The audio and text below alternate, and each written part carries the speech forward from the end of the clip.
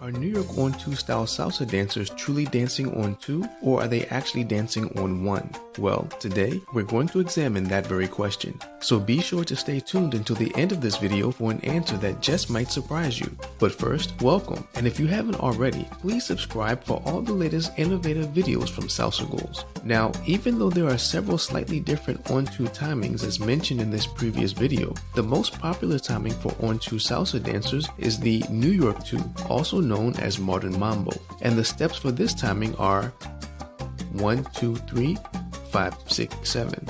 As a result, some have wondered if New York 2 dancers are really dancing on 1, especially since the On1 salsa stepping pattern uses the exact same counts. But does that mean that New York 2 dancers are really dancing on 1? Well, let's review some basic information. Remember that it takes 8 beats of music to complete the full basic salsa stepping pattern. However, salsa dancers only step on 6 out of those 8 beats. In other words, the dancer will take 3 steps in one direction and then 3 steps to the other direction.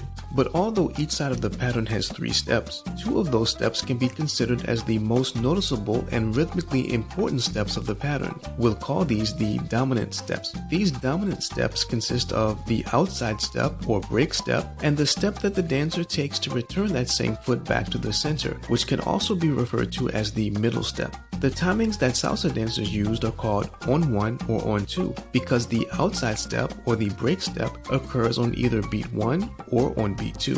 But the break step is like chapter 1 in a book. It's the very important foundation of the story, but still, it's only the beginning. And if the book only had a chapter 1, well, then the book would likely be incomplete. Likewise, the break step is important and it establishes the timing that the dancer is using, but it's not the only important step in the pattern because the beat of that middle step is also important. And though the break step begins the rhythmic sequence, the middle step continues and maintains that sequence so that it becomes a steady and consistent pattern. Therefore, it helps when both the break step and the middle step are on the same page, rhythmically speaking. For example, the dominant steps of the On1 pattern are on beats 1, 3, 5, and 7, also known as the core beats. Also, the dominant steps of the Power 2 pattern are on beats 2, 4, 6, and 8, also known as the weak beats. In each case, the dominant steps are on the same page rhythmically because they are either highlighting the odd-numbered core beats of On1 or a tiempo timing, or they highlight the even-numbered weak beats of classic On2 timing, also known as contratiempo. However, although the New York 2 timing is based on contratiempo timing, it doesn't follow those rules because the first dominant step or the outside step is either on beat 2 or on beat 6, which are both weak contratiempo beats. However, the following middle step is either on beat 5 or on beat 1,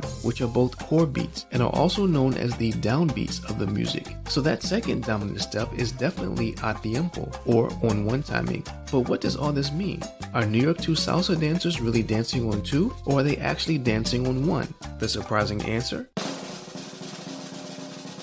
Actually both, because the New York 2 pattern is like a mix or a blend of both timings. So the idea that New York 2 dancers are really dancing on 1 may only be partially true. Yes, the middle steps of the pattern are using on 1 timing, but you can't really talk about timing without including those super important break steps, and those break steps are definitely using on 2 or contratiempo timing. Therefore, the New York 2 timing is not completely on 2, but is not completely on 1 either, and this could explain why some people might occasionally notice something a little unusual and inconsistent about the timing of the New York 2 footwork. But that doesn't mean anything is actually wrong with it. In fact, the New York 2 is great, and this unique mixed timing gives the New York 2 some advantages, especially when it comes to the flow of the dancing above the waist, such as the turn patterns and the styling opportunities, as discussed in a previous video. However, this mixed timing can also potentially cause some rhythmic inconsistencies in the footwork that could possibly make the New York 2 step a little awkward and non-intuitive for beginners, as discussed in our last video, where we looked at 3 disadvantages of the New York 2 timing.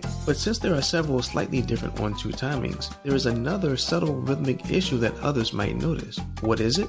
Well, stay tuned for the next video to find out. And until next time, stay safe, stay connected to the music, and most importantly, keep dancing salsa.